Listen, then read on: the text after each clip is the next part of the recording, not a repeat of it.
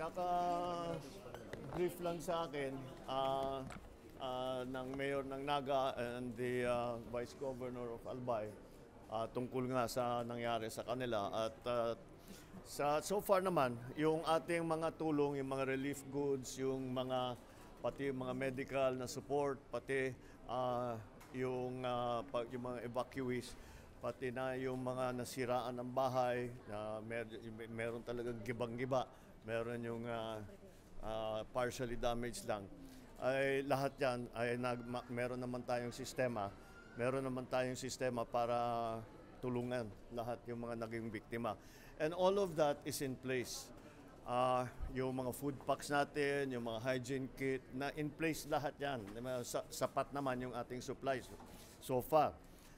Yung problema namin dito, marami pang area na nabaha pa rin, hindi pa rin mapasok, na kahit na yung malalaking truck, hindi pa rin kayang pasukin. It's getting better, but there really still are areas na hindi, kahit anong gawin namin, hindi maipasok. Kaya yung dinaanan natin, nakita ninyo, was also ginagamitan na natin ng rubber boat. Yun na ang paghatid na lang natin ng relief goods doon sa mga isolated areas. At pero talagang ang effect, kung makita mo yung sa public works, yung mga nasirang daan, mga nasirang kalsada, nasirang mga tulay, makita mo talaga ang bigat ng tubig, ang laki ng tubig. The waterfall, the rainfall that happened with this storm is almost double of Ondoy. So yung Ondoy nakaya pa.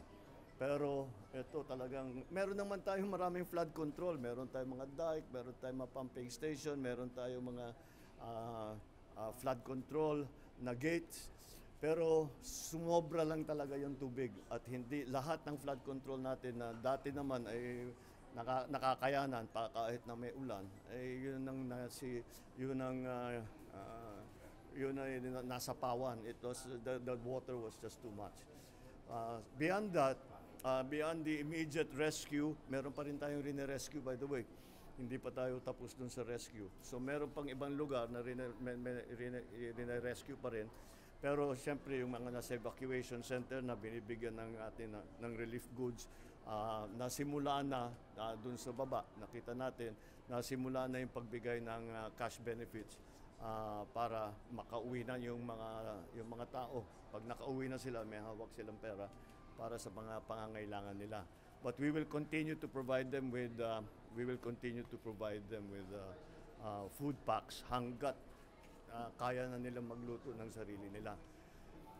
In the long term, I have asked Public Works to look into the study that we are doing together with the Korean Exim Bank on the large flood control project here in the Bicol River Basin. Meron yan dati, meron Bicol River Basin Development Project noon. Nasimula niya 1973. Maganda naman, maraming natulungan. Ngunit yung project na yon, hindi lamang flood control. Marami pang iba, may farm to market road, meron pang assistance sa mga communities. So, ngayon, maganda naman naging effect, kaya nagkaroon tayo ng mga flood control dito. Ngunit noong 1986, nung nagbagong gobyerno, natigil yung project na yan, kaya hindi natapos. Ngayon, babalikan natin, pero iba na ang ating focus. Hindi lamang yung hindi na yung community development muna. We will focus on the flood control talaga.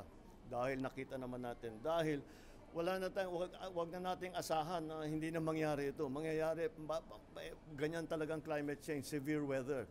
So this is the new situation that we have to deal with. Kaya harapin na natin at gawan na natin ang paraan para yung Bicol River Basin ay hindi na paulit-ulit na nababaha. And so that is what we are going to be working on, and hopefully within the next 2 years, masimulaan na itong project na ito. Alright? Okay, maraming salamat. Thank you.